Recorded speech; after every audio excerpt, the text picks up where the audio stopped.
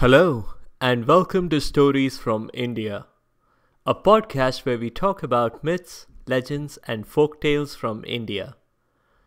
I am your host, Narad Muni, and I'm a mythological character myself. I have the gift of eternal life and knowledge of the past, the present, and the future. By profession, I'm a traveling musician and a storyteller. So naturally, I'm podcasting. This week, we are back into the Ramayana. We'll talk about two events King Dasharath was involved in that had a big impact on Ram's life. We'll see why it's a good idea to wear a protective orange vest when walking in a hunting zone. We'll also see that if you are making unconditional promises to someone, you should be careful to see who else is listening in. The character this week is a wolf, who is excellent at tracking down stolen cows. And she taught humans that cows can be a good source of milk and butter. So we are back again in the Ramayana. Very appropriately so, since this Thursday we'll be celebrating Ram Navami, which is Ram's birthday. These two events, which happened to Ram's father, King Dasharath, happened much before Ram was born, but greatly influenced his life. Chronologically, they happened before episode 8, Kingdom by Horse, but they fit in right after episode 16, 16 Flags. To avoid spoilers and stuff. The first incident in Dasharath's life was on the battlefield. Dasharath was accompanied by Kaikeyi, to whom he had recently been married. And by that, I mean they hadn't even had the chance to remove the just married sticker from their chariot. And they weren't really sitting together in the chariot as a couple on their honeymoon should. Instead, the bride was driving the chariot. Now all this was by design. Kaikeyi was a princess who had grown up with lots of chariots and horses in her playtime. She'd outperform her 7 brothers pretty much all the time. So naturally, when Dasharath announced that he had to go on a work trip traveling by horse-drawn chariot, she was eager to jump into the saddle and go along. And it's a fortunate thing for Dasharath that she did, because it turned out Dasharath wasn't winning this battle. His army was pretty quickly overwhelmed by the rain of arrows from the enemy. One of the arrows even hit Dasharath. And that was before the chariot axle broke. Kaikeyi, the horse whisperer, whispered a command to the horses. And they instantly obeyed her, speeding up and dodging enemy chariots. With a chariot on autopilot like that, Kaikeyi leaned out the side and used her hand as an axle replacement. Ordinarily, that would have had quite a gruesome outcome. But during her childhood, a visiting rishi had granted Kaikeyi's wish of having a hand as hard as diamond. Kinda like Colossus from the X-Men movies and comics. But just with her hand, not her whole body. Kaikeyi escaped with Dasharath back to his palace. She nursed him back to health. When he did recover, his first reaction was one of thanks. Kaikeyi had saved his life and nursed him back to health. Surely, that deserved something. I'm going to make 2 very unconditional promises right now. Ask for anything, Kaikeyi, it shall be yours. Geez, she said. You make it sound like saving your life and nursing you back to health are on par. Saving your life should count for more than just having to take care of you while you got better. I hope you're not just making unconditional promises to your doctors and nurses too. Too late. I already spoke the words. I'm honor bound now, Dasharath said. Okay, fine, she said. If you insist, I'll redeem my first wish right now. I wish for 100 more unconditional promises. Ooh, ah, mumbled Dasharath, shuffling his feet. She said, Okay then, just make me the queen of the land. Abdicate in my favor. But, started Dasharath. Relax, I'm just pulling your leg, she said. You can keep the administrative work yourself. I'm happy to live in the palace and ride chariots now and then. Dasharath breathed a sigh of relief. He did write her a couple of IOUs though. Only one other person knew about those promises. And that was Mantra. She was Kaikeyi's nurse back from when Kaikeyi was born. And she had an agenda of her own. Kaikeyi kept the IOUs in her safe, and there they lay, forgotten for decades. That's the first incident. Those IOUs may seem harmless right now, but they are a bit like Chekhov's gun. They are going to appear on the scene at a later date to a much more dramatic effect. Effectively as catalysts for the rest of the Ramayana. The second incident happened in a forest near Ayodhya. Shravan was just a regular boy who lived in a village nearby. He was the sole breadwinner in his family. His parents were both old and blind. Shravan was utterly devoted to them and would take care of their slightest wish. When his parents sensed that they had not long to live, they decided that it was about time for them to go on a road trip. But wait, a pleasure trip isn't what they had in mind. They believed that a trip to all the holy sites around the country would purify them in preparation for the afterlife. When they mentioned this to Shravan, he was more than happy to take them on the trip. Quite literally, as it happens. Shravan's parents couldn't walk, and Shravan could not afford a cart. So he did the next best thing.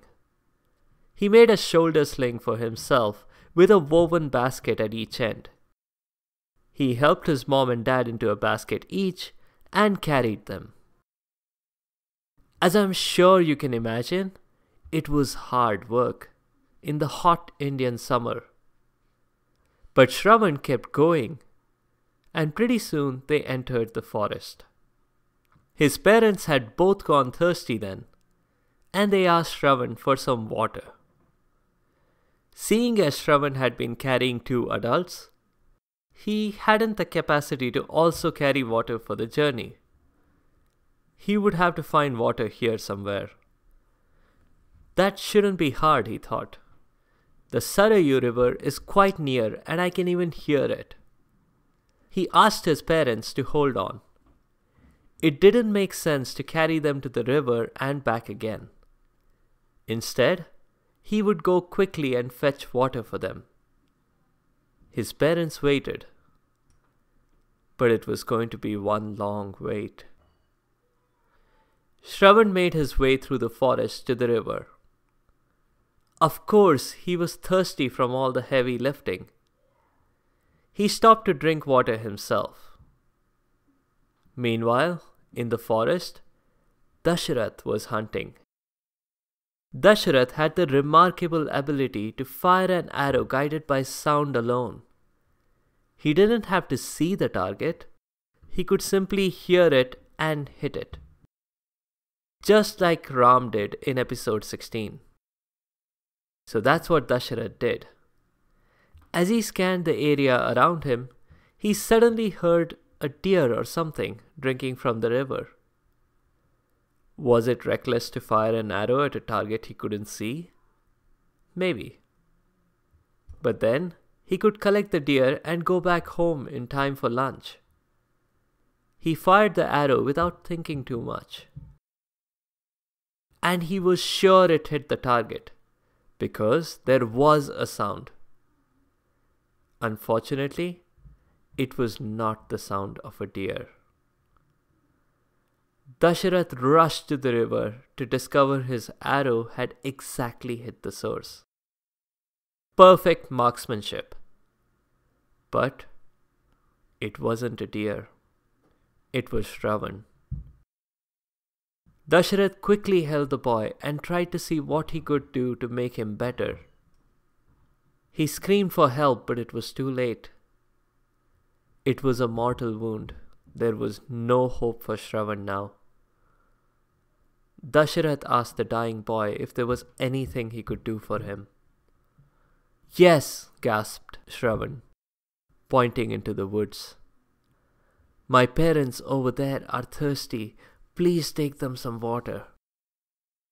And that's the last thing he ever said.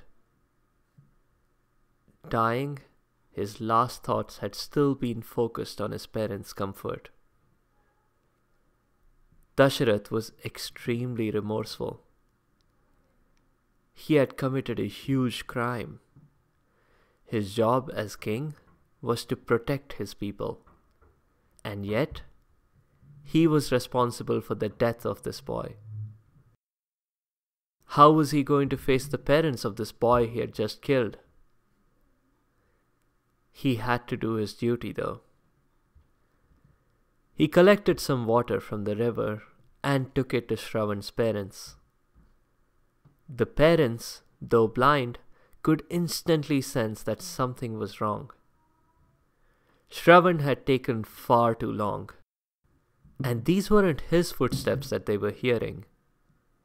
Dasharath delivered the bad news right away. He was honest with them about his role in the boy's tragic death. He had killed their boy accidentally. The parents were both devastated.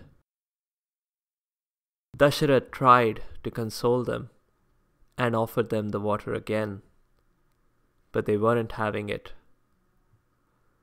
What was the point of water when they had lost the one person who cared about them? There was no point in going on from then on. They had absolutely nothing to look forward to. They did one thing, though. They cursed Dasharath. He would be separated from his son, and he would die longing for him. Still remorseful for his action, Dasharath did what he could to help them.